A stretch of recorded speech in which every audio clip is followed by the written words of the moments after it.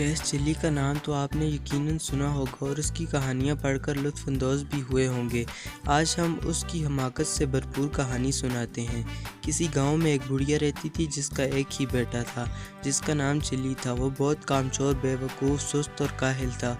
उसे बस एक ही काम आता था, शहरी बिगाड़ने का। जहाँ चंद लोगों को इकट्ठे बैठे देखता, उनके करीब जाकर खुद भी बैठ जाता और उन्हें गुफ्तगू का मौका दिए बगैर अपने झूठे सच्चे कारनामे बयान करने लगता। गांव के लोग इसकी इस आदत से बहुत तंग थे और इसका नाम ही शेष चिली रख दिया था। वो अपने नाम की तरह बड़े बड़े ख्याली मंसूबे बनाता लेकिन किसी पर अमल नहीं करता। एक दिन इसके ख्याली पुलाव पकाने की आदत से चिढ़कर एक शख्स ने इससे कहा, शेख साहब, आप इतने बड़े मंसूबे क्यों बनाते हैं?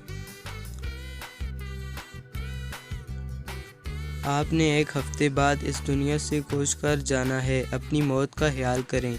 ये सुनना था कि बेवकूफ़ शेष चिली को एक हफ्ते बाद अपनी मौत का यकीन हो गया और उसने इसकी तैयारी शुरू कर दी। पहले उसने कब्र खुदवाई और उसमें जाकर लेट गया। 6 दिन गुजर गए, कुछ न हुआ। 7वें रोज़ शेष चिली ने सोचा कि ये इस शख्स के बताए हुए एक हफ्ते का आखिरी दिन है, शायद अब मौत का फरिश्ता आने वाला है। वो ये सोच ही रहा था कि उसके कान में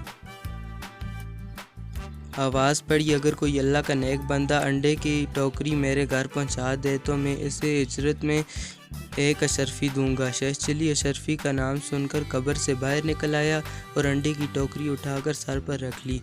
ये देखकर टोकरी के मालिक ने कहा, शेख साहब ज़रा संभाल कर ले जाना, अंडे टूटने ना पाएँ, वरना एक दमड़ी भी नहीं दूंगा, उल्टा हर्जाना ले लूँगा। शेष चिली बड़े गरूर से बोला, मियाँ साहब, मैं शेष चिली हूँ, कोई छोटा मोटा शख्स नहीं हूँ, पूरा गांव मुझे जानता है। ये कहकर वो अंडे की टोकरी लेकर चल पड़ा। ख्याली पुलाव पकाने की तो आदत थी ही, सर पर अंडों की टोकरी रखकर रास्ते चलते हुए उसकी जहनी रूह बहक की और लगा ख्याली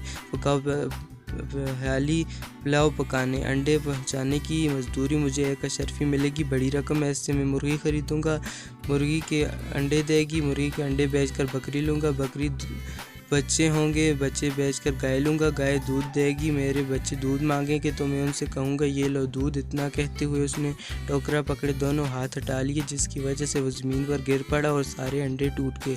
अंडे के मालिक ने जब ये मंजर देखा तो वाह बका करते हुए बोला, है मेरे अंडे। दूसरी तरफ शेष चिली रोते हुए दहाई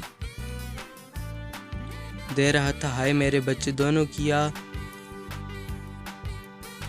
दोनों की आज़ारी सुनकर लोग जमा हो गए और शेष चिली की बात सुनकर